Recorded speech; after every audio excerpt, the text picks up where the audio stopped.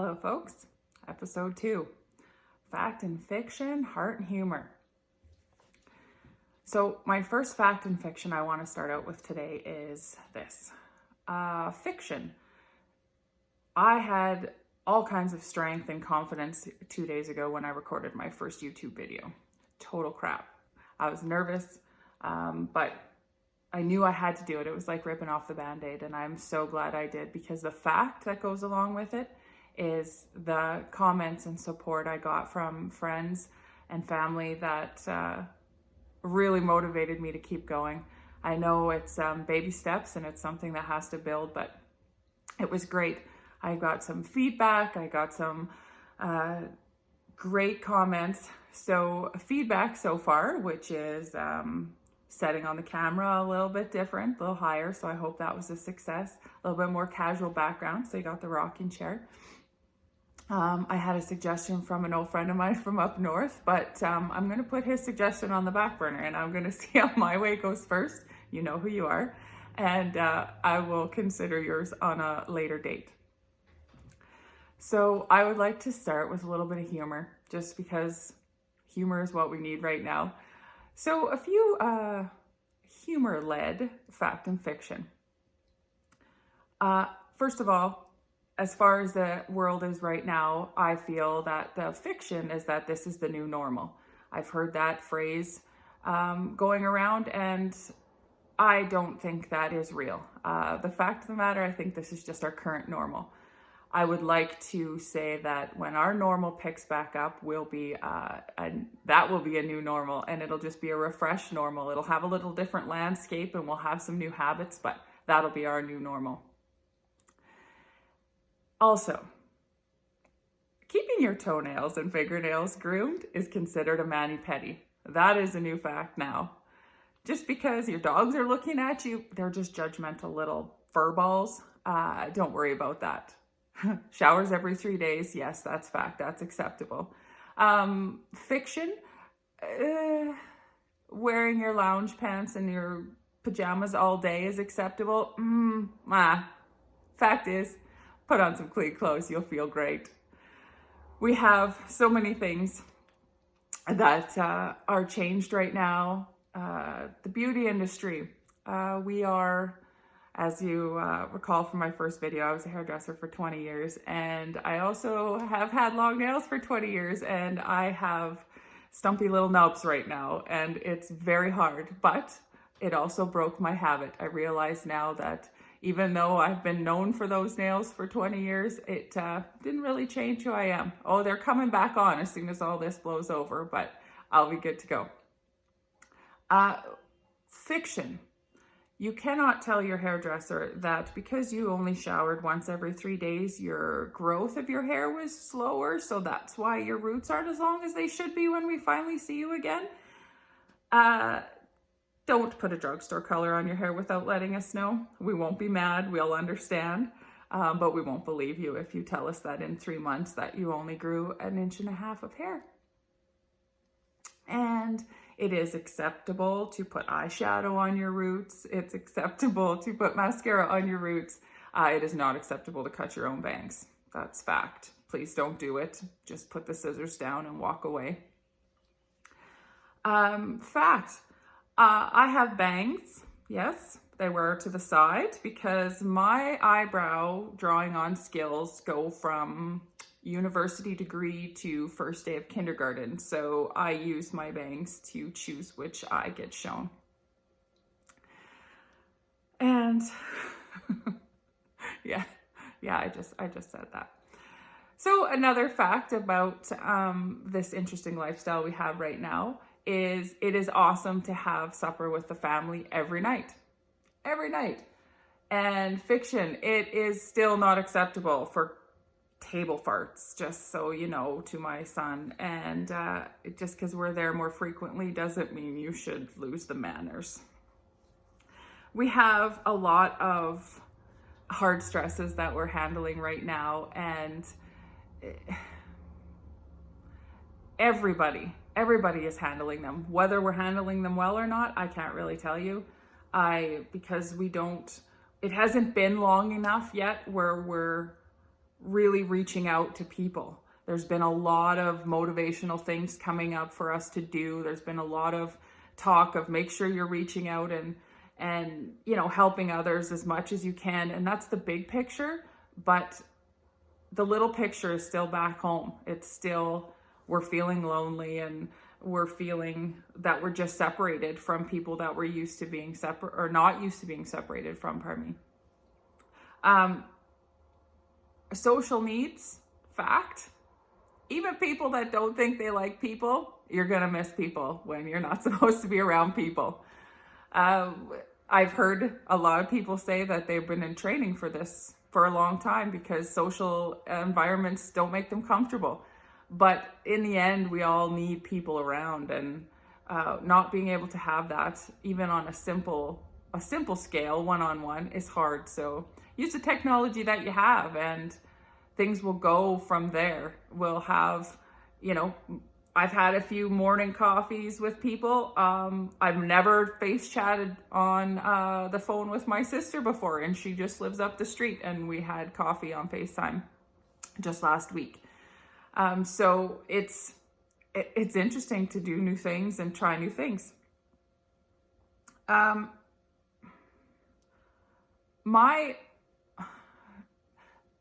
The grads this year, I feel, honestly, I'm feeling the strongest for, and I'm a little biased because I have a grad in my house, but the graduates of this year are so unique because they're actually not even going to be able to compare stories to grads the year before, grads the year after. They're missing out on so much. And the fact is, we as grown-ups have forgotten what grad year was like, I think. And it's not just the pressure of graduation, it's the events and the excitement that's building the whole grade 12 year. That is their success. That is the biggest thing in their life at that time, at this time, right now, these graduates. And they're missing out on that. They're missing on those final bonds. And we know, as people that graduated a long time ago, we know that those promises of kept friendships and, we'll talk all the time, we know those don't last, but they don't know that. And so they're missing out on those last moments with these people. And my heart breaks for them. I really want to know that anybody that has grads out there, that we're doing whatever we can when it comes to celebration time. If they've already got their dresses and their suits, it'll be on the back deck if it has to be, but she will walk somewhere in that dress and hair done and makeup done. And I may have to just design her diploma, but whatever, I can be creative. But that's only part of it. I feel that there's going to be some students that are not successful in moving forward when they wanted to move forward. It's not just the graduation to get the diploma to be done school. It's the ceremony of graduation that actually helps us compute that we've completed something. It's time to finish that chapter and move forward. We have those little celebrations throughout our life, whether it's, a marriage can change. You go from dating to married, you again, and then that can change later on in life too. You get a university degree, which means you go from schooling to work. There's that celebration, and that ceremony is so important that I fear for some of the students that are going to not have that completed feeling because the ceremony wasn't there. And we just need to celebrate them as much as we can when it comes time to celebrating them, which, the end of the school year. And yes, the teachers are doing amazing sending work. I'm so impressed with how much schoolwork my kids are getting and that they get to do. And I'm friends with some teachers, and they're struggling too, missing their students. And there's no circle that isn't completed with people that aren't affected right now. If you think your students are missing school, the teachers are missing their students. And if they're in their schools working and producing work for these students to do. Those halls are empty. They're not used to that. They're missing the laughter. I mean, they got into teaching because of students, and when their students aren't there, their lives aren't complete either. And it's just such a cycle. We have to celebrate them. The teachers are doing a great job, and I'm very proud of them. We have grad students are doing a great job too. I mean, it's going to be hard if you have to go back to school because bell times are a little different at home.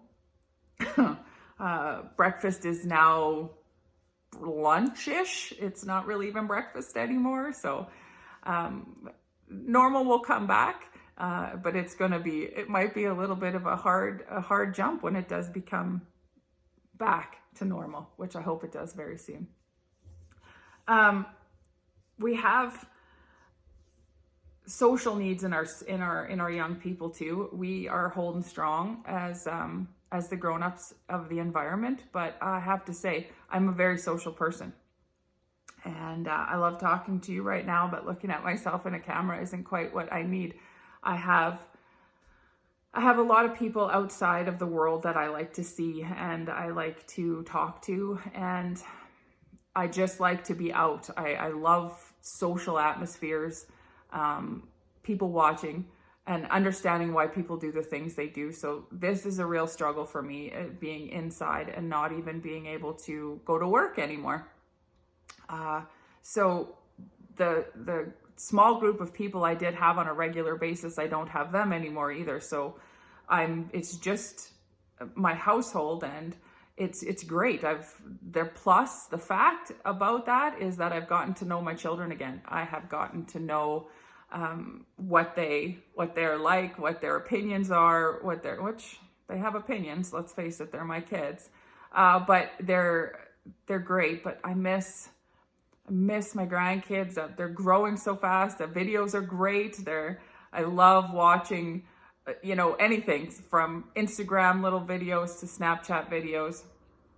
I just miss their faces, and I wish that now that I have all this time, I wish I had the time to spend with them. So I miss you, all the people out there in my world, and I think everybody's starting to miss everyone. So I'm not unique in that fact, but it is what it is. And you have a lot to offer, and doing a little bit of a reboot while we're kind of having some downtime. It'll make some new stories. It'll make some new ideas. Get to learn things about yourself. Do a little self-exploration while you're at home. Read the books you wanted to read, even if they're not books you thought you'd read, but maybe there's something you'd like. We've got the time. Let's learn some new things about ourselves, some truths about ourselves, and then we'll go from there, because once we learn those truths about ourselves and we meet up again, we'll have some new stories to tell, and maybe friendships will be different. Maybe they'll be more interesting. We'll have not the same stories to tell, but we'll have stories to tell.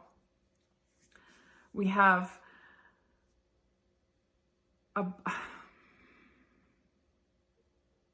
it's hard. It's hard right now. But I'm going to end my little blurb today on the fact that try to keep in mind that everybody's difficulty tolerance and levels are different. What you see somebody handling or what you see somebody dealing with, if you can't deal with that, ask them. Ask for help. Remember to use the word struggle. Everybody's struggling right now. It's not something that you have to deal with. And each of us has to remember that everybody else's struggle tolerance is vastly different. And if we have strengths in places where we know other people might not, you don't even have to say, I'm stronger, I can help you. Just ask, how are you doing? If they say, oh, fine, everything's great, wait a week and ask again. If it's great, it's great. If people are handling, they're handling. That's wonderful. But we can't be honest with the people that are asking us if we can't be honest with ourselves. And I'm not talking about financial struggle. I'm not talking about, parenting struggle. I'm talking about the fact that as much as we want to admit we're all strong and we can hold on and do this and get through this and get through this, the feeling of restriction, the feeling of pressure that we have, someone else controlling our lives right now, it has such a hard realization. And when our powers are taken away from us, it's a struggle. So don't try to hold back. Admit struggle. Struggle's a good word. We all struggle. If we didn't struggle, we wouldn't get stronger. Yeah, speaking of stronger, I'm struggling to get motivated to do workouts every day. I at least have a venting place now. I hope it doesn't sound like a venting place, but it's gonna be my place. It's gonna be my place to say, you got my number. If you're struggling, give me a call. Ask me how I'm doing, and I will let you know that I'm struggling too, and we will have a whole conversation about it. I don't want to know that anybody that I know is struggling and not asking for, and don't call it help. I don't want to help you. I just want to let you know that I'm there too, and we all are. Somebody'll hit that button where it's just, you can feel comfort. You'll feel comfort that somebody else is there with you. And if that's me, wonderful. If it's someone else, if it's a neighbor, sometimes it's easier if it's somebody you don't know that well. You can release a little bit and be a little bit more comfortable. But there's so many places to call and ask for professional help if needed, or just one-on-one help with a friend. Just do it. Over coffee, over a wine, whatever works for you. But just remember, the level of people's struggle is different, and how they handle it is different, and what they're struggling with is different, and nothing too small is not worth the conversation. So keep talking, and I'll see you in a couple of days. Thanks, guys. Cheers.